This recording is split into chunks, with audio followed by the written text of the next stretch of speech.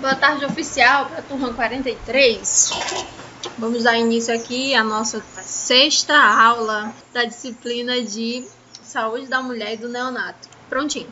Na última aula, né, nós observamos quais são as principais patologias que podem acometer as puérperas no momento, né, do nascimento ou durante ali o período gestacional, principalmente na fase terciária, né, ali no terceiro trimestre, entre o sétimo e o nono mês de gestação. E vimos as principais intervenções, né?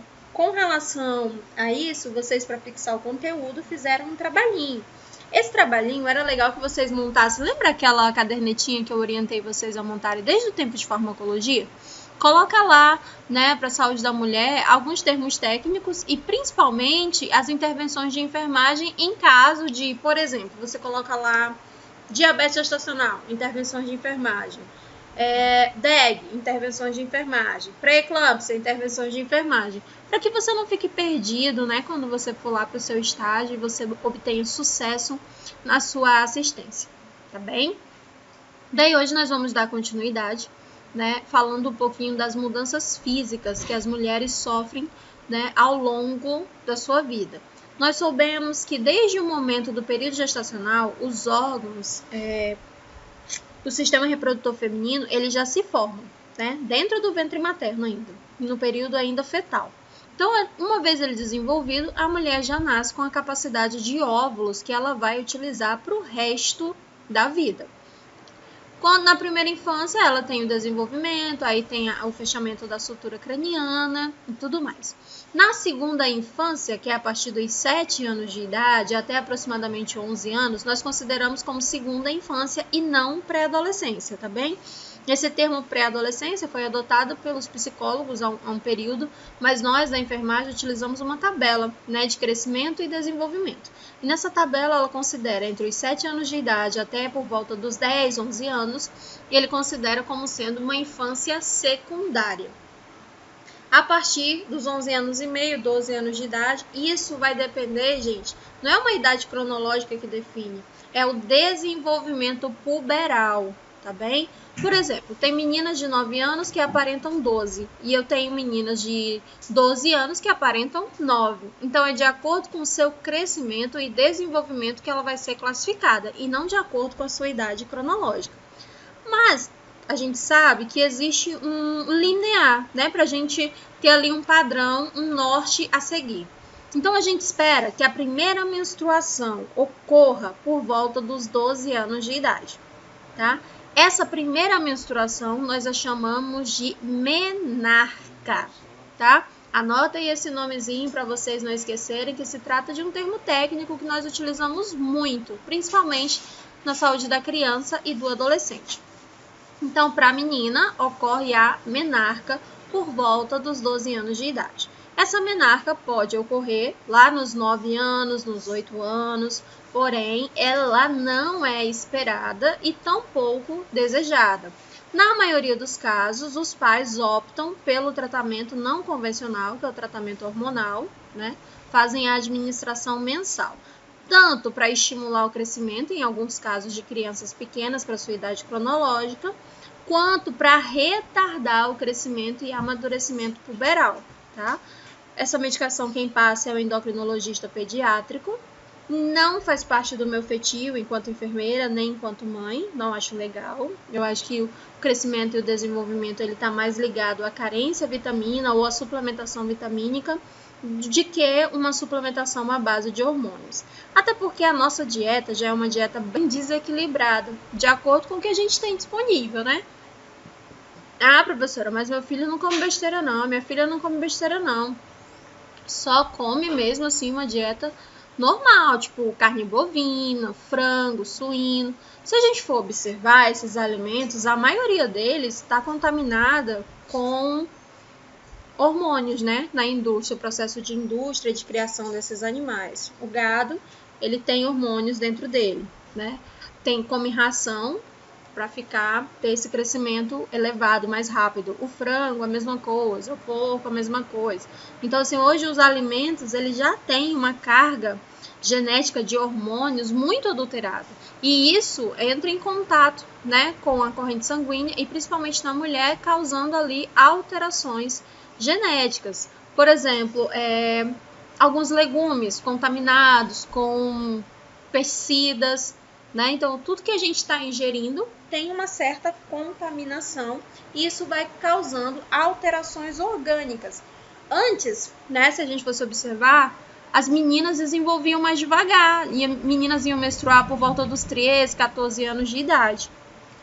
Hoje, com 9 anos, com 8 anos, as meninas já estão entrando no ciclo menstrual, né? No ciclo puberal. Então, a gente fica meio que de olho. E não necessariamente porque é uma criança grande para a idade, é porque ocorre mesmo um amadurecimento dos órgãos internos. Então, a gente tem que ficar de olho aí, a mãe de menina fica de olho para observar, né, se ela está entrando já nessa fase do ciclo do desenvolvimento. Quanto mais cedo ela começa a menstruar, mais cedo ela vai entrar na menopausa, né? Por isso que a gente tem aí menopausas precoces. Daí a gente pergunta, quando foi a primeira vez que a senhora menstruou? Daí ela fala, com 8 anos, com 9 anos. Quanto mais cedo vai acabar a reserva ovariana dessa mulher.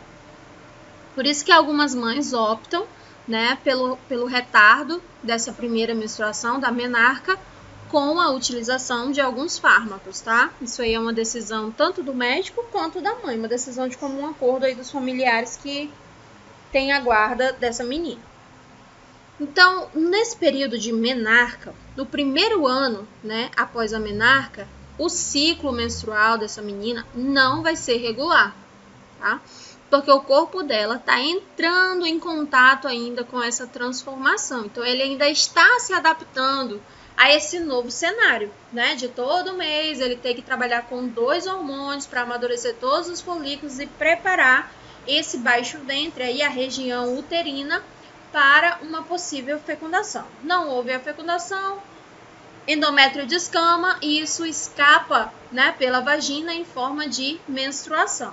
Então, a menstruação, ela acontece, né? A primeira menstruação por volta dos 12 anos, que é a menarca, e a última menstruação nós chamamos de menopausa. A menopausa ocorre por volta dos 48 aos 53 anos de idade. E isso também tem fatores que vão determinar, como, por exemplo, esterectomia, tipos de contraceptivo e principalmente, né, a quantidade de óvulos que essa mulher libera ao longo da vida. Então, ela vai poder entrar na menopausa antes do tempo, né, por uma menopausa que é anunciada pelo próprio organismo ou por uma menopausa de intervenção, quando, por exemplo, a mulher retira ali o útero e o ovário, tá? Às vezes eu escuto assim, eu não tenho útero e tô menstruando e menstruo. Não tem como, minha gente. Sabe aquela brincadeirinha do Instagram? Não tem como. Porque para eu considerar uma menstruação, eu preciso que o endométrio descame. Não dá, ela não tem útero. O endométrio dela ficou grudado em quê? Né? Mas pode ocorrer um sangramento, um escape. A gente tem que observar qual é a origem desse sangramento. Tá? Mas aí uma mulher que não tem útero, ela não menstrua. Então ela entrou numa menopausa precoce. E essa menopausa foi por uma intervenção, tá bem? Entre a primeira menstruação, o período menstrual e o período da menopausa, nós temos a fase de transição. A fase de transição é quando o organismo começa a entender que a reserva ovariana está acabando e aí ele começa a reter óvulos. Ele começa a guardar óvulos lá no ovário. Fala assim, não vou ficar mais gastando o óvulo aqui todo mês, essa palhaçada que não tem fecundação aqui não. Eu vou começar a reter. Então, ele começa a guardar os óvulos. Então, o período menstrual, que antes era de aproximadamente 21 até 40 dias, que é o ciclo, né? Tem ciclo que varia de 28 até 40 dias, 45, vai depender aí do ciclo menstrual dessa mulher. Ele começa a ficar de 3 em 3 meses, 90 dias, às vezes até 180 dias. E isso na tentativa de reter no organismo os poucos óvulos que ainda restam para que essa mulher consiga aí gestar ou conceber, tá? essa fase do climatério, por essa disfunção hormonal, né? Porque se ele está segurando o óvulo, então eu tenho ali testosterona livre na corrente sanguínea. É onde começa a ocorrer, as mulheres começam a sofrer com algumas questões, como, por exemplo, disfunção da tireoide pelo excesso de hormônio. Ela vai ter os fogachos, ela vai ter o ressecamento vaginal, ela vai ter os picos de irritabilidade, que nem ela sabe por que ela está irritada. Ela vai ter os picos de melancolia. Na maioria, esses picos de melancolia podem desencadear uma depressão. Ela tem palpitação, falta de ar, formigamento. Algumas mulheres podem apresentar o desequilíbrio hormonal, pode apresentar aí um aumento na massa corporal dessa mulher para ela desenvolver uma obesidade ou uma magreza excessiva, acne da mulher adulta, vontade excessiva por doce, porque o doce ele aumenta, né, a atividade ovariana. Por isso que mulheres que têm ovário policístico, ela não melhora enquanto ela não tira todo o açúcar e carboidrato da vida dela. Ela precisa de uma dieta low carb para associar ao tratamento. Do contrário, ela para com a medicação e tudo volta, porque o ovário ele se alimenta muito do carboidrato, tá bem? Então, quando a gente tira o carboidrato, o ovário ele não tem ali como se alimentar no nosso organismo. Então, ele acaba trabalhando mais rápido para liberar o óvulo mais rápido. Então, essa fase do climatério é a principal fase da vida da mulher em que ela apresenta o maior índice de distúrbios a nível ginecológico e a nível hormonal. Isso acontece por volta dos 40 anos de idade. Então, ela fica na fase da transição do climatério em até 10 anos, tá? Quanto mais próximo do período de parar de menstruar, de cessar a menstruação, que é a menopausa, mais intervenções do climatério ela vai ter no organismo. Mas calma, galera, dá para melhorar os sintomas, como, por exemplo, atividade física, consultas regular, né, ao seu ginecologista, reposição hormonal. Aí eu sou a favor da reposição, porque o corpo ele não produz mais, né? Eu não sou a favor da utilização da reposição hormonal quando a mulher está numa idade ativa. Por exemplo, uma criança de 9 anos, só porque a mãe não quer que ela menstrue, aí bota hormônio nessa menina. Não, aqui a gente ainda está falando de uma mulher que tem a necessidade, porque o corpo dela parou de produzir, ou produz em uma quantidade insuficiente, tá? Por exemplo, mulheres em idade fértil, tá ali, entrou numa vida sexual ativa por volta dos 17, 18 anos de idade, está com 30, 35, para essa mulher, eu prescrevo preservativo. Não, vamos usar preservativo, não precisa de reposição hormonal, a menos que ela tenha alguma carência dentro do organismo. Então, assim, ou se ela queira muito tomar um método injetável ou um método oral. Mas a gente tem que entender que esses métodos de reposição, método contraceptivo, à base de hormônio, eles são hormônios. E eles acabam dizendo para o nosso corpo, ei, não produz mais não. Produz não, porque todo mês eu vou lá na farmácia e compro. Daí, quando a mulher tenta tirar esses hormônios da vida dela, vem todo um desequilíbrio. Porque o corpo dela não sabe mais como produzir e como regular esse hormônio dentro dela, né? Então, eu acredito mais no método natural. E existem métodos contraceptivos eficazes, como, por exemplo, o preservativo, que não previne só a gestação, como ele previne inúmeras doenças sexualmente transmissíveis. Nenhum outro método previne para essas duas causas. Apenas o preservativo, tanto masculino quanto feminino. Então, nesse momento aqui, ó, do climatério, é o momento que a mulher está mais propensa a desenvolver infecções, tanto do aparelho gênito-urinário quanto do aparelho reprodutor, tá? Por quê? Vai mudar o pH da vagina, que ela não vai mais estar produzindo hormônio. A glândula de Bartholin, lá embaixo, que é quem regula o pH, vai estar em disfunção. Lembra que antes ela parecia uma uvinha? Agora ela continua parecendo uma uva, só que é uma uva passa. Ela vai diminuindo o calibre. Daí a mulher ou precisa, né, de uma reposição local, ou ela precisa de uma reposição hormonal, né, que ela vai fazer a ingestão e esse hormônio vai atuar melhorando ali a função da glândula de Bartholin. Então, não adianta a mulher querer, nessa fase aqui do climatério, ficar sozinha. porque vai dar confusão na cabeça dela, ela não vai conseguir lidar com os sintomas. Então a gente tem mulheres aí histéricas, mulheres com um alto índice de depressão, né? Mulheres que ficam, né, numa solidão absurda, e às vezes ela acha que é algo externo que está causando, quando é só um hormônio que está em desequilíbrio.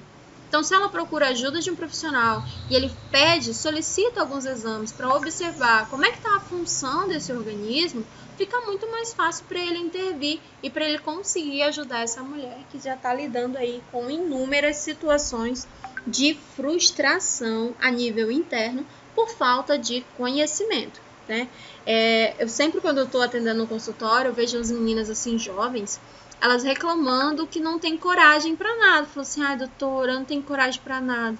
Ai enfermeira, eu só quero dormir. Eu não tenho vontade para mais nada, eu só quero dormir. Eu chego do trabalho morta, eu caio na cama e Aí a gente pede, todo mundo acha que é preguiça, né? Ela mesma caracteriza como preguiça. Ou do contrário, fala assim, eu só quero ficar sozinha no escuro e chorando. Aí a gente já pede ali 2 exames básicos, né? A ação da progesterona e a ação da testosterona livre. Quando a gente observa, os 2 estão em queda. Então a gente repõe esse hormônio e a mulher fica maravilhosa. Volta, revigora, né? A gente tem que entender que nós somos uma plantinha e precisamos de adubo, né? E quando necessário, nós devemos adubar, né? E uma forma de manter a saúde da mulher em dia é com a reposição hormonal, mas quando ela precisa, tá? E não porque a amiga tomou e o cabelo cresceu, a unha ficou boa, ela teve virilidade, ela ficou mais acessível, né, pro acasalamento ou pro encontro sexual. Então isso a gente tem que ficar meio que de olho, né? Se eu não tô precisando, não tem por que eu repor, porque isso acaba afetando em outros momentos da minha vida, tá? Então, aqui no climatério, é essa fase de transição em que as mulheres relatam uma maior dificuldade de lidar com a sintomatologia. No climatério, vai acontecer aquelas situações que a gente conhece como fogacho, que é quando, né, ela sente um calor excessivo e esse calor deixa a pele dela hiperemiada, mais vermelha, só que ao mesmo tempo ela está sentindo frio. A temperatura eleva e na palma das mãos e no solo dos pés, ela está sentindo um formigamento que caracteriza o frio nela. Então, ao mesmo passo que ela está sentindo um calor que a gente observa, é um sinal que a gente observa de longe, ela começa a suar, principalmente na região da face. E ao mesmo tempo ela relata frio, né? Então, assim, ela não controla, ela não consegue controlar isso. Os fogachos é o que mais atrapalha assim, no cotidiano e no dia a dia dessas mulheres. Imagina você lá no meio de uma apresentação importante de emprego, aí você tem um fogacho, né? Aquele mal-estar rápido ou aquele nível de irritabilidade. Quem aqui que tá com a mãe na casa dos 45, 50 anos? Tem dia que ela tá bufando, que ela não quer nem que você olhe para ela, né? Ela tá ali, quando ninguém fala com ela, para evitar a fadiga, ela procura um motivo para brigar. Porque ela não está entendendo o que está acontecendo com ela. Então ela precisa ir ao médico para fazer uma reposição hormonal dos hormônios que estão em decadência no corpo dela. Porque o corpo dela está entrando em decadência mesmo, né? Ele parou de produzir muita coisa, né? Ou está produzindo em pouca quantidade para reter o máximo possível ali na tentativa de que essa mulher ainda consiga conceber. Se a gente for analisar assim na história da nossa família e observar, teve um monte de mulher que engravidou nessa fase aqui do climatério.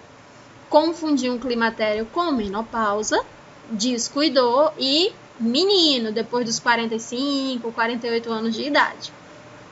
Eu lembro que quando eu fui ter bebê, a minha filha do meio, tive um parto complicado, então eu fiquei numa ala de mulheres com necessidades especiais, né?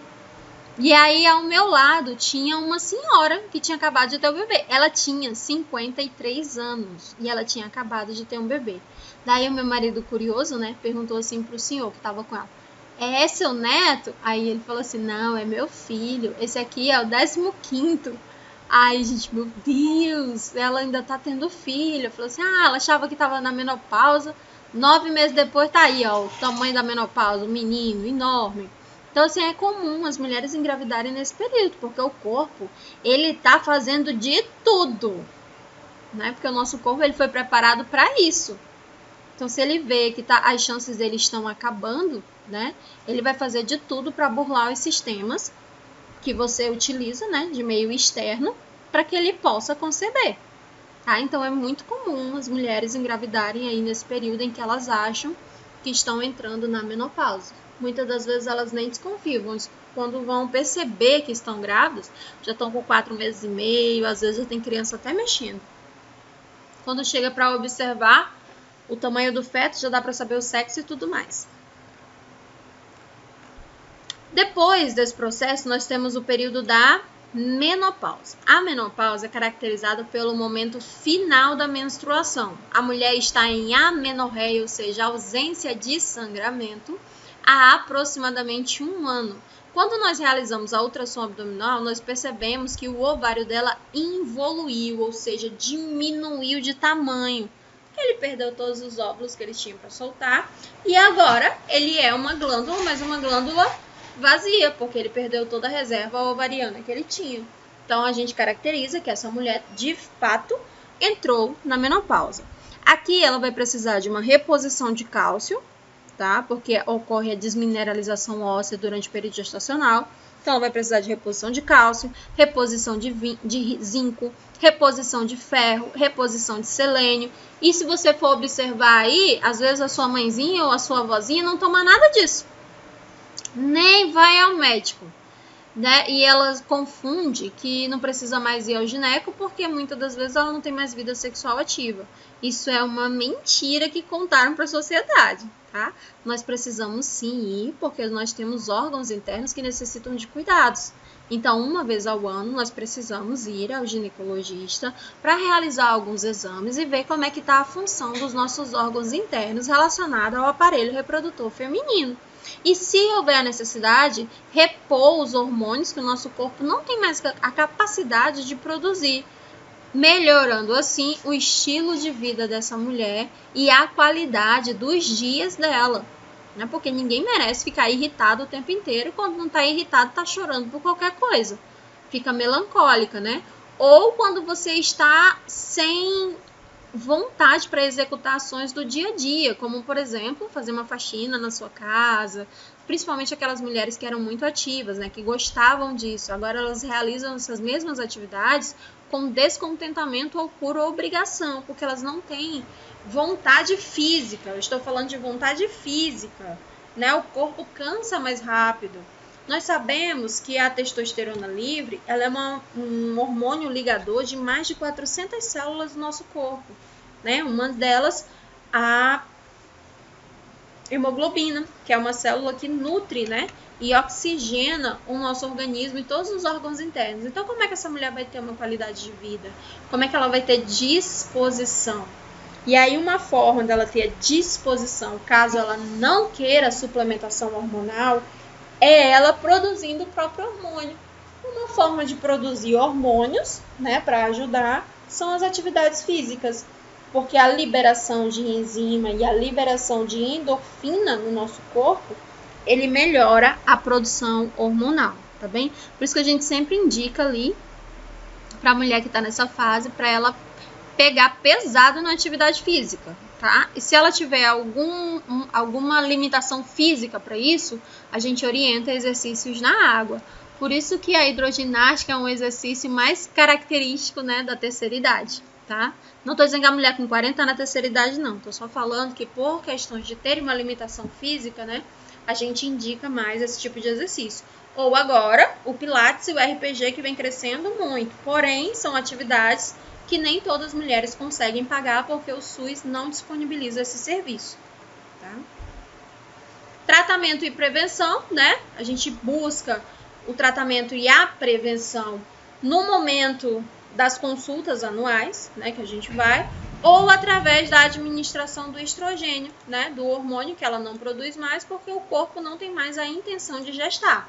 Então, a gente repõe aqui, ó, o estrógeno, né, ou estrogênio na corrente sanguínea dessa mulher, e essa reposição pode ser por via oral, via intramuscular, via intradérmica, né, via subcutânea, através de um adesivo, ou via intradérmica com chip, né? A gente coloca agora um chip dentro da face interna do antebraço da mulher, que aquilo fica sendo solto na corrente sanguínea dela, né? Favorecendo ali a reposição hormonal, e ela consegue dar continuidade na vida dela como um todo. Ou, né, a gente faz a reposição cálcia por profilaxia, a reposição do cálcio na corrente sanguínea, né, para que ela não tenha mais a desmineralização óssea, para que o ossinho dela fique ali mais forte. Pedimos para que esse tipo de mulher evite o tabagismo e a cafeína, e recomenda-se que ela observe os níveis de sal na corrente sanguínea e principalmente com relação ao sobrepeso, que ela faça atividades físicas de forma regular, e se ela tiver alguma restrição, a gente orienta ela a fazer exercícios na água. Mas aí tem outros profissionais que orientam de uma maneira mais focal, né? A enfermagem orienta de uma maneira mais holística. A gente sabe a necessidade, mas qual o exercício, melhor tipo de atividade. Daí a gente tem os fisioterapeutas ou os educadores físicos, né? Que são maravilhosos nesse quesito. Mas o que a gente tem que orientar essa mulher é que a produção, né, de hormônios dela está caindo. Então, com a atividade física, ela liberando endorfina na corrente sanguínea, essa captação hormonal, ela tende a melhorar. E se ela associar isso, né, com a administração do estrógeno, ela tende a ficar muito bem por um bom tempo, assim, que ela está nessa fase, né, da mudança dos ciclos da vida dela. Que antes ela tinha um nível hormonal lá em cima, então era autoestima, era cabelo bom, era unha boa, era dente bom, né, era libido. Agora ela já está em outra fase, em que tudo isso precisa ser reposto, tá bem? Agora a gente vai entrar na relação dos métodos contraceptivos, né, que são os que mais a gente conhece e que mais a gente orienta no posto de saúde. A tabelinha, embora todos achem que tabelinha é coisa do passado, eu vos adianto que a tabelinha é mais utilizada do que você imagina. É difícil você pegar uma mulher que não tenha no seu celular, né, um aplicativo para acompanhar a ovulação. Você acha que esse aplicativo é o quê? É o método da tabelinha, a tabelinha do ritmo. Tá? Para você observar quando é o seu período fértil. Ela pode ser tanto utilizada na intenção de conceber, quando a mulher está querendo ser mãe, ou na intenção de se abster da atividade sexual durante o período provável, né, que ela estará fértil. Tem como fazer isso da seguinte forma: a tabelinha utilizada você conta o primeiro dia da menstruação e adiciona mais 14. Vamos lá, deixei um exemplo aqui para vocês na apostila. A mulher menstruou no dia 5, aí você coloca mais 14 dias.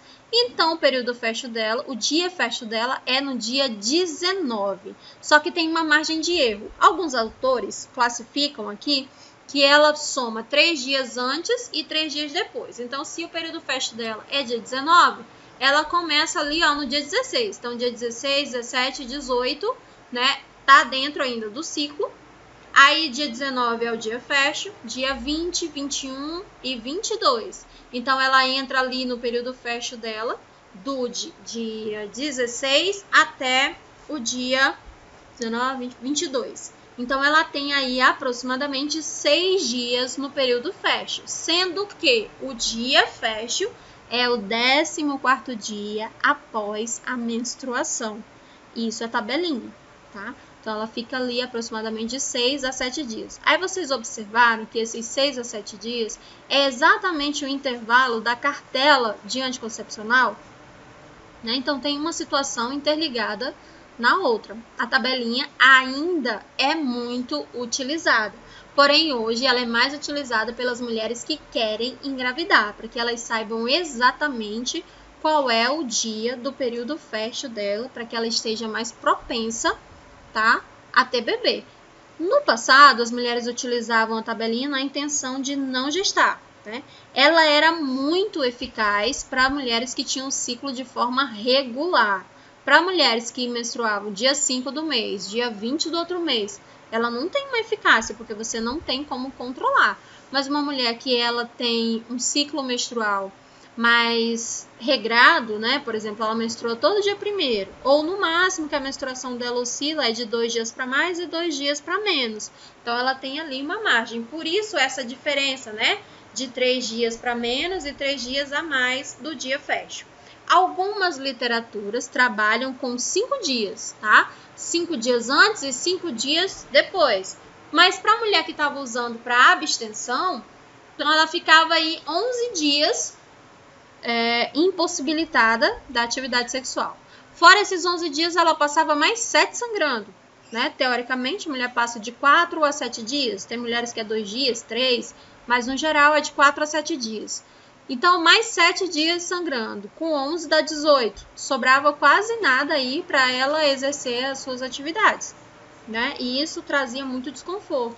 Então, aí elas começaram a optar pelo método preservativo da cartela, né, de contracepção. Era um método eficaz, barato, né, e muito disponível, principalmente em cidades afastadas, né, em estados afastados. Ele surgiu na década de 40, na década de 60 houve um problema, né, com uma linha de produção, e essa linha de produção ficou conhecida como a geração talidolamida, né, que foram pessoas que nasceram com várias síndromes genéticas em má formação, porque essa pílula, que era chamada pílula da vida, ela trazia, né, hormônios que alteravam a formação fetal.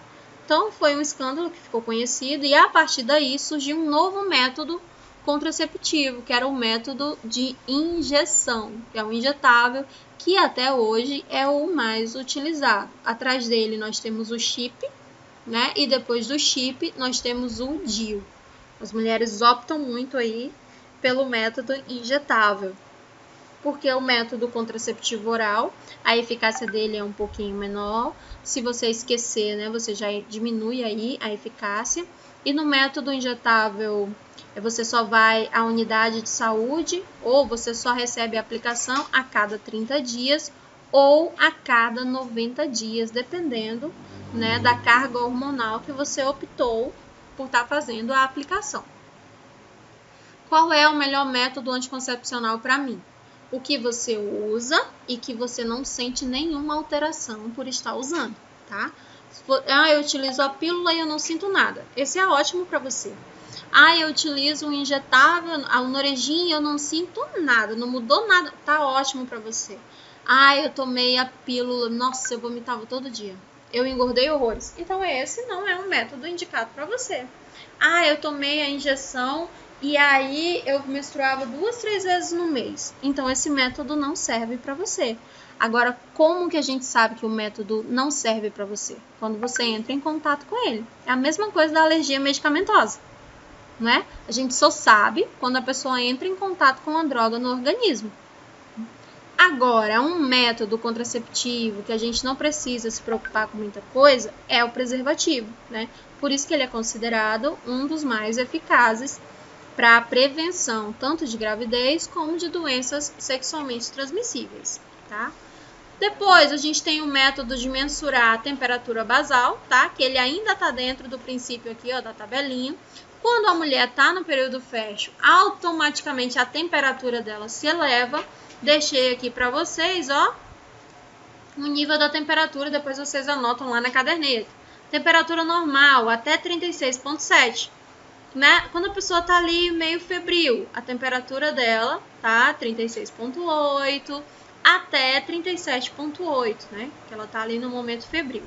A gente considera febre o parâmetro de normalidade acima de 37,9, acima ou igual.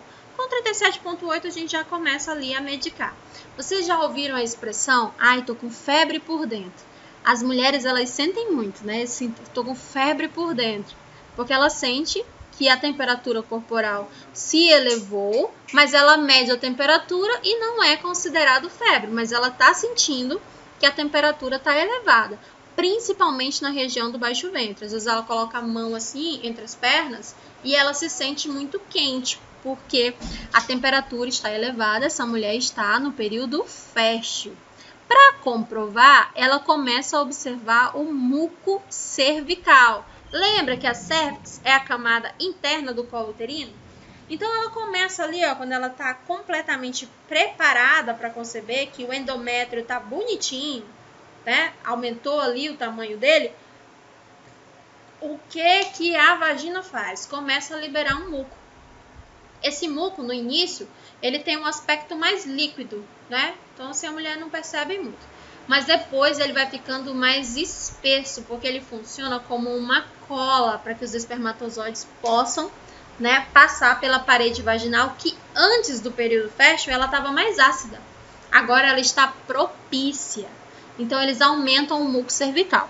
Esse muco cervical, ele lembra a goma do tacacá. Não tem outro exemplo aqui. Se eu tivesse na sala de aula, ficava mais fácil, né? Mas aqui na aula online, a gente tem que usar um exemplo assim que você visualiza na hora. Ele tem o mesmo aspecto, a mesma cor e a mesma textura da goma do tacacá, tá? Quando ela vem com sangue, então a gente tem que investigar. Mas o ideal é que ela seja limpinha, assim, com aspecto esbranquiçado ou transparente. Quando você toca nela, ela tem uma espécie de colágeno, né? Ela gruda entre os dedos e ela é mais espessa, ela é maior. Então, ali, a mulher está literalmente no período fértil dela. Tá? Então, a gente tem como verificar dessas 3 formas. O preservativo, tanto masculino quanto o feminino, é o método contraceptivo de maior eficácia disponível no mercado, o mais barato, tá? O mais acessível e o que não causa efeito colateral. Gente, não tem outro não. A mulher toma a pílula, mas ela tem que utilizar o preservativo. Ela toma a injeção, mas ela tem que utilizar o preservativo. Então, não é melhor ela abrir mão de tudo isso, ficar com um método que é eficaz e que não vai trazer nenhum efeito colateral para ela, que não vai alterar em nada, né, a sua produção hormonal. Então, acho que a gente já tem que começar a repensar as nossas práticas sexuais, tá? Casamento não é sinônimo de ausência de infecções. O maior índice hoje de DST está dentro dos casais casados. Então, o método do preservativo, tanto masculino quanto feminino, ele protege tanto contra a gravidez, né, como ele também protege contra infecções indesejadas, como, por exemplo, as DSTs e a principal delas, que é a AIDS. Então, eu acho que está na hora da gente repensar. Quando a gente vai falar de educação e saúde, em vez de a gente indicar para nossa coleguinha, né, o mesmo anticoncepcional que a gente toma, ou enquanto mãe, em vez de orientar a filha a tomar método contraceptivo, a gente orienta com relação ao uso do preservativo. E, professora, mas o preservativo furou. Aí você tem um mecanismo de escape, que é a pílula do dia seguinte. Tá? Ou aconteceu uma situação extraordinária, sei lá, foi estuprada. A pílula do dia seguinte serve para isso. Ela não é para ser usada como método contraceptivo, porque ela tem uma alta carga hormonal. Então, até hoje, o método mais eficaz que existe e é disponível pelo SUS é super barato, você não precisa pegar ficha, né? Você chega no posto, tem lá, geralmente nos postos, ou é uma caixa ou é uma cestinha. Tem lá um aviso, você não precisa dar satisfação para ninguém, você simplesmente chega lá e pega, né? Às vezes tem gente que pega uma, tem gente que pega um monte, bota no bolso e vai embora. A gente não se interessa por quantidade. Tá? A gente simplesmente deixa lá à disposição e à livre demanda. Pela questão, né, do nosso cotidiano, da nossa rotina, da nossa cultura, o preservativo feminino, ele é menos produzido, porque ele é menos procurado. Já o preservativo masculino, a gente tem aí para dar, vender e emprestar. Ah, eu não gosto dessas do SUS, porque não tem sabor, não tem cor, não sei o quê. Não interessa de onde é que você vai usar. Tá? Interessante é que você use. E se você pode comprar, opta por uma mais cara, uma de marca, não sei o que, vai lá, vai fundo. Só não vem com DST não, porque o sistema está sobrecarregado. Tá? Então, tanto para o homem quanto para a mulher. Eu oriento as meninas a utilizarem o preservativo feminino por 2 situações. Primeiro, a mulher, quando ela quer, né, ela está disposta ao ato sexual, ela já pode sair de casa com um preservativo feminino que ninguém vai desconfiar, ele não vai cair, nada vai acontecer. Daí acontece uma situação e ela já está, né, prevenida. Então não tem aquele momento de, tive que parar no ápice para pôr preservativo, né? E ali naquela troca, né, de secreções, ela não corre nenhum risco de pegar alguma doença, porque ela já está com o preservativo na posição certinha. Então, ela não precisa de uma ereção para colocar o preservativo, né? E por outra questão, é ela quem decide, né? A mulher, ela tem o poder de decisão se ela vai utilizar ou não o preservativo. Já o homem, quando ele está lá na ereção, no meio de uma situação, você fala assim, preservativo, não tenho, não trouxe, não sei o quê. Então, por esses dois motivos, eu já oriento que as meninas utilizem o preservativo feminino, porque ela não precisa da autorização e nem da ajuda do parceiro para isso. Já o parceiro, não, né? Ele necessita de uma ereção, ele precisa de um momento propício e, geralmente, a maioria dos homens não sabe como utilizar preservativo. Ele só coloca o preservativo para penetração. Dali você já trocou um monte de secreção. Se tinha uma sífilis ali, já era. Se tinha um HIV, já era, né? Porque você não utilizou o preservativo, tá? Quem falou para você que preservativo você só coloca para penetração, mentiu para você, contou uma história muito triste. Por isso que a maioria dos homens chegam lá no consultório, mas como? Eu não tenho relação sem preservativo. Eu falei assim, eu tenho certeza, você está me falando isso? Tenho certeza disso. Mas em que momento você coloca? Né? E na maioria das vezes só coloca para penetração. E algumas vezes até, pasmem, né? Realizam as penetrações e lá, quando está ali mais no momento da ejaculação, é que colocam o preservativo.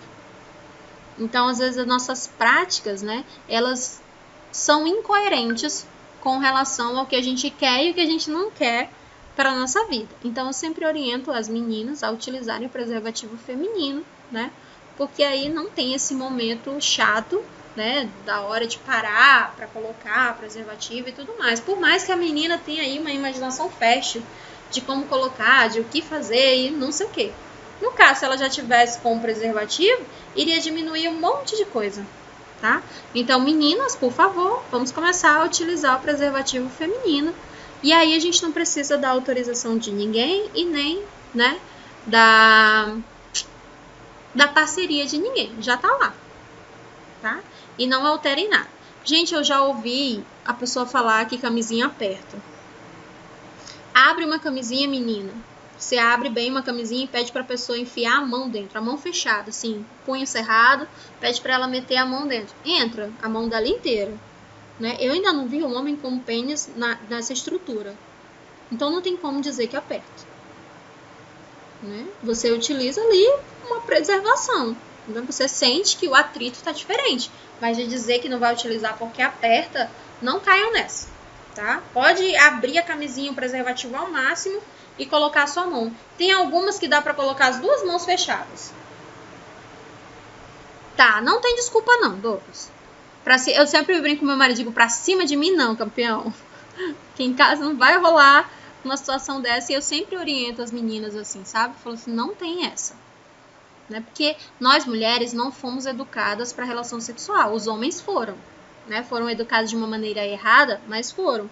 Nós mulheres, a maioria era tabu dentro da casa, né? Tenho certeza que se eu sentar para conversar com as meninas mais jovens aqui, elas não têm ninguém para conversar sobre isso em casa, não. Em casa, não. No máximo, assim, tudo bem, mas usa preservativo. Mas ninguém ensina como fazer, em que momento colocar, né? Ninguém orienta com relação aos abusos psicológicos. Ninguém orienta em relação a isso. Como, por exemplo, você não quer sexo sem preservativo porque você não confia em mim. Gente, eu digo, eu não confio nem em mim, criatura. Vou confiar em tu? Tem dia que eu não confio nem em mim. Né? Quiçá no parceiro. Então, tem umas torturas psicológicas que as mulheres elas não foram educadas para lidar. Né? E os homens, a maioria deles foram educados de uma maneira errônea para a atividade sexual. Tá? Se a gente sentar numa roda, fizer uma roda de conversa aberta, franca, aquele tipo de divã, que tudo que conversa lá fica lá, a gente vai ouvir coisas absurdas, né? Sem nexo, que foi passado, foi orientado de pai para filho e assim foi, né? Eu não costumo conversar sobre esse tipo de assunto com pessoas que não me pediram uma opinião, mas quem me procura me pedindo uma opinião, a gente vai a fundo, conversa sobre o que quiser conversar. tá? Porque a minha função, a função do profissional da área da saúde é a orientação embasada na ciência e, acima de tudo, na verdade. Tá? Daí a gente deixa de lado religião, filosofia, o escambau 4 e a gente trabalha com fatos e com verdades. Depois, a gente pode utilizar também o diafragma. O diafragma, ele é colocado no fundo da vagina, tá? E aí ele impede... Que é isso? Gente, só um minutinho, tá? Alô? Boa tarde. Isso, Janete. Janete, eu tô finalizando aqui uma aula online. Tem como você me ligar daqui uma meia hora? Ai, Janete, obrigada. Tá? Eu tô finalizando aqui uma aula. Eu não posso parar porque eu sou professora. Tá, tchau, tchau. Pronto, gente, foi mal. Era importantíssimo, eu tinha que atender. Tá aqui. O diafragma, ele é colocado no fundo do colo uterino, né, no fundo da vagina. Então, ele fecha o colo uterino que está aberto ali, ó, só esperando que os espermatozoides passem, porque ele já liberou muco para diminuir o pH da vagina. Ele já abriu a camada da cervix, do colo do útero, né, que estava fechadinho, ele abriu. Então, no momento ali, ó, da ejaculação, os espermatozoides vão subir o útero acima até chegar lá na tuba uterina, onde vai ocorrer a fecundação. Se tem um tampão no fundo da vagina, eles não têm para onde passar. Então, a orientação é utilizar uma pomada espermicida, que já vem juntinho, tá, do diafragma, e é colocado momentos antes da penetração, ou até mesmo quando a mulher sabe que ela está no período fértil, ela pode colocar e tirar todos os dias. Se ela não tiver tido relação sexual, ela não precisa se preocupar com o horário. Agora, se ela teve relação sexual, é indicado que ela só retire o diafragma após 8 horas, tá, do contato sexual. Do contrário, lembra que o espermatozoide ele sobrevive até 24 horas? Do contrário, pode ficar algum espertalhão ali na parede da vagina e, ó, passar para dentro. Então, a gente orienta essa mulher a esperar 8 horas, daí ela retira o diafragma, tá? Faz a higienização do diafragma, pode fazer também a esterilização dele, tá? Com água fervendo. E ele dura até 3 anos. É um método, assim, eficaz, porque não é a base de hormônio. Então, ele não interfere em nada no pH da vagina. A única coisa que ele faz é tampar o colo uterino para que o espermatozoide não chegue até lá. É só isso. É um método muito, muito eficaz. Temos também a pomada espermicida, tá? Que a gente pode utilizar aqui no diafragma ou apenas a pomada espermicida. Você coloca na vagina uma pomadinha e aí após o ato sexual, todos os espermatozoides ficam presos nessa pomada e ela é absorvida pela parede da vagina. Então, assim, os espermatozoides viram proteínas e são reabsorvidos pelo corpo através da parede vaginal. Tá? É um método pouco utilizado, ele é mais utilizado na Europa, tá? Aqui no Brasil ele é pouquíssimo utilizado. Depois nós temos a contracepção hormonal. A contracepção hormonal pode ser por hormônios orais, tá? Ou por hormônios injetáveis, que podem ser intramuscular ou implante. Deixei todos para vocês aí na apostila.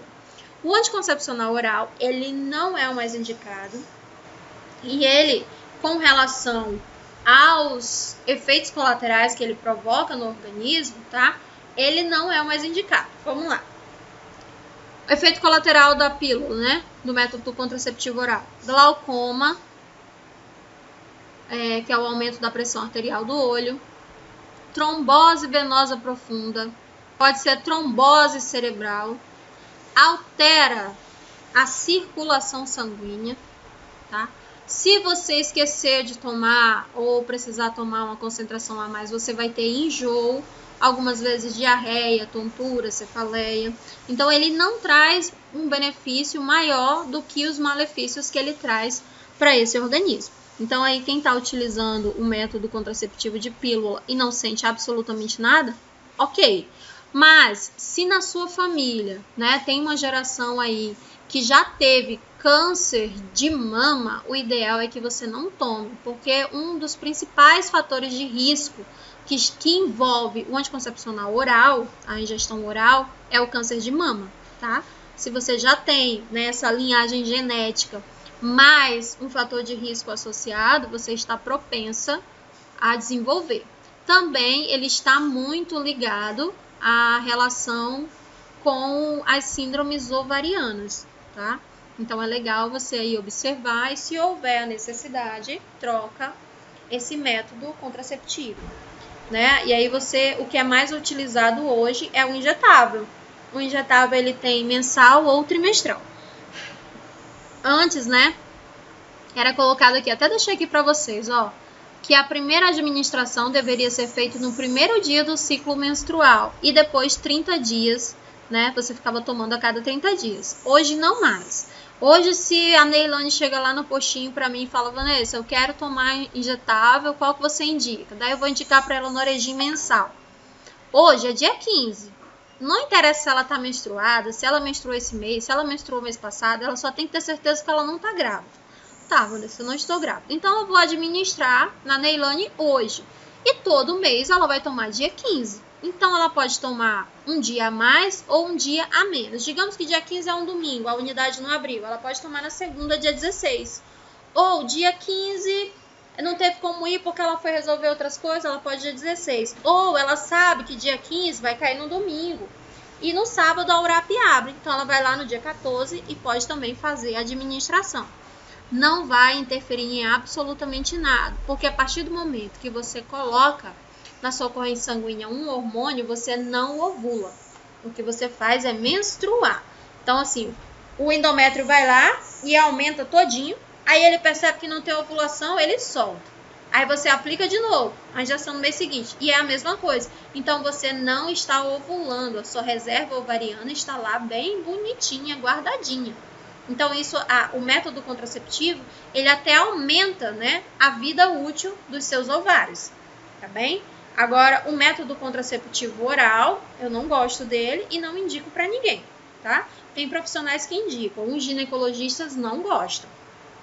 A maioria dos ginecologistas não optam por esse método de bloqueio, tá bem? Eles utilizam mais os métodos injetáveis. Depois do injetável, a gente tem os implantes, tá? Os implantes à base de chip. Então, eles são colocados na face interna do braço, tá? No ambulatório mesmo.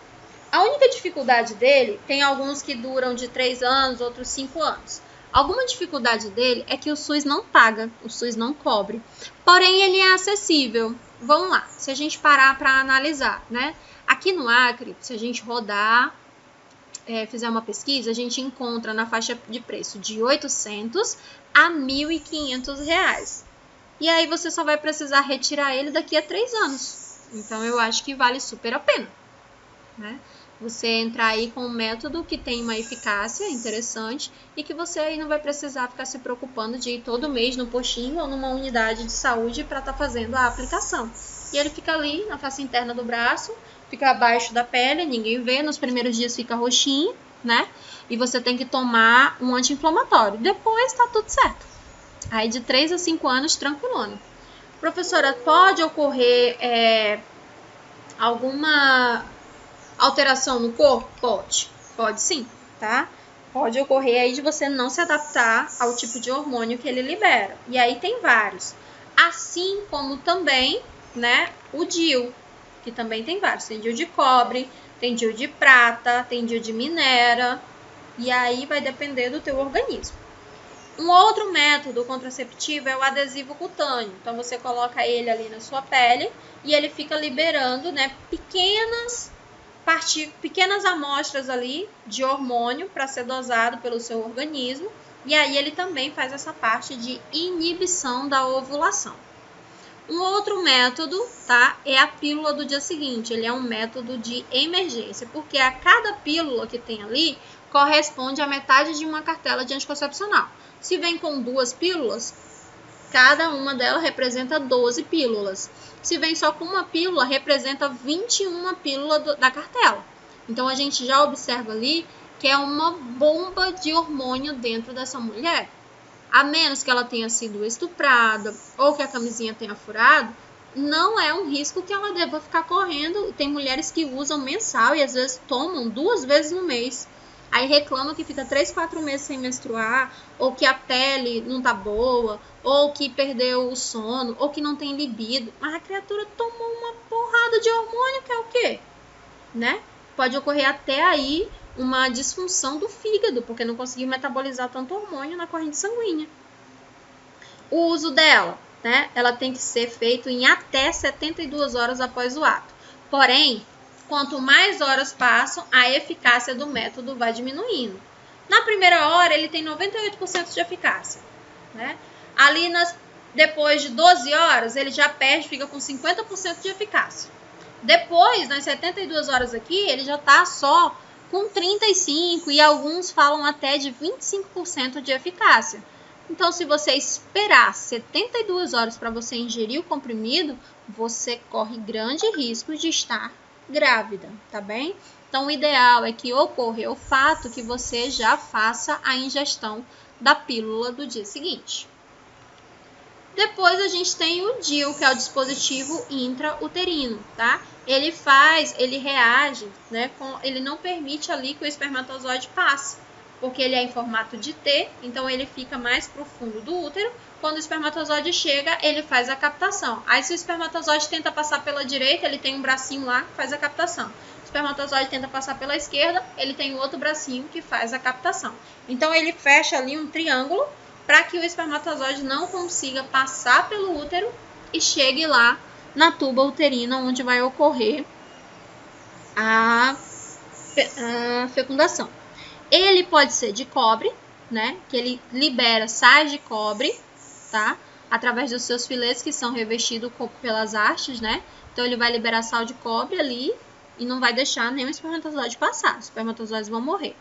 Pode ser de hormônio, à base de progesterona.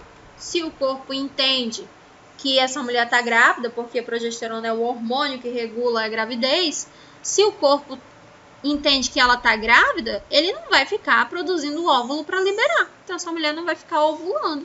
Mesmo que o espermatozoide consiga passar, não tem óvulo para ele fecundar, tá?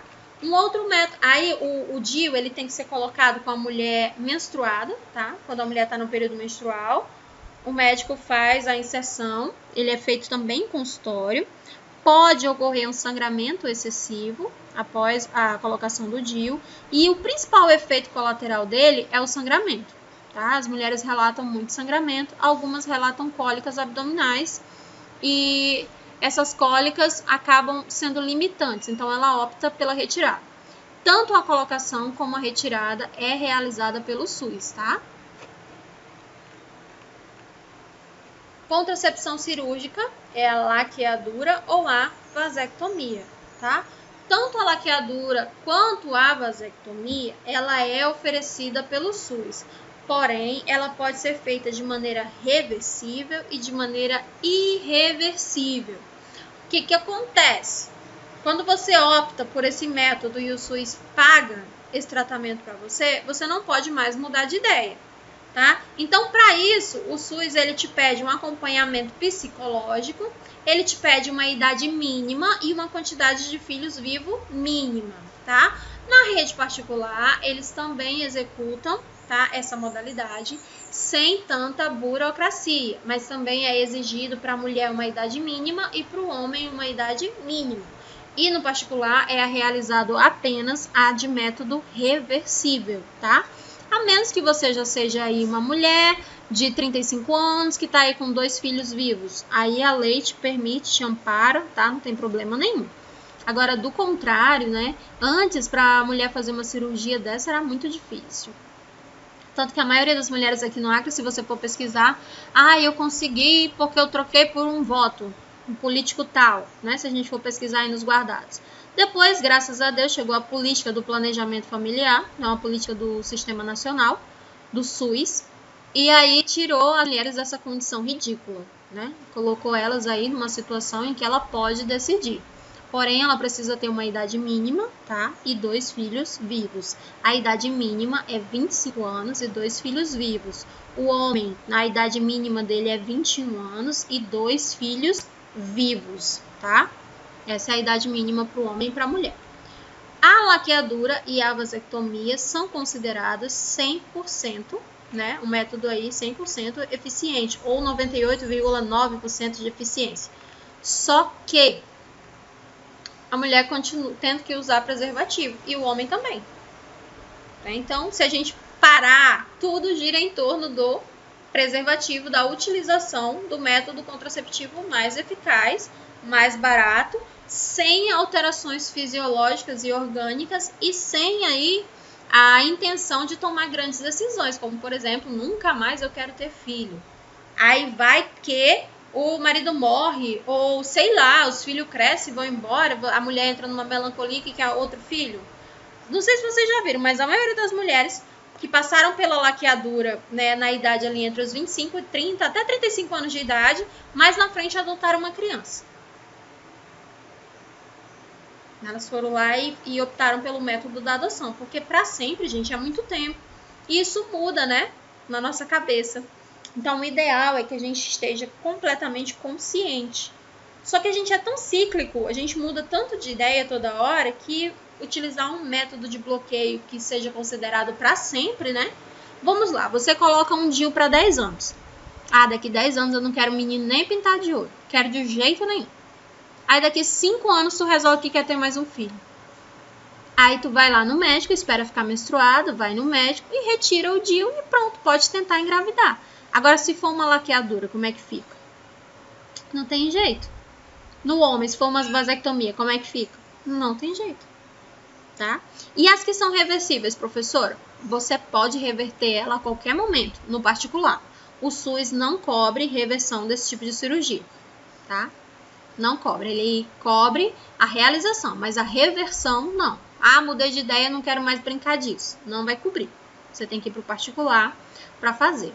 E aí depois os métodos contraceptivos, a gente tem aqui ó, os exames ginecológicos, que eu já passei para vocês, acho que na aula 2, né? Eu trabalhei a questão dos exames ginecológicos e estão todos aqui na apostila para quem quiser utilizar. Na próxima aula nós vamos falar sobre os tipos de doença que acometem, né, as mulheres na idade adulta. Tá aqui a maior incidência e prevalência, eu vou trabalhar com vocês o tipo de câncer.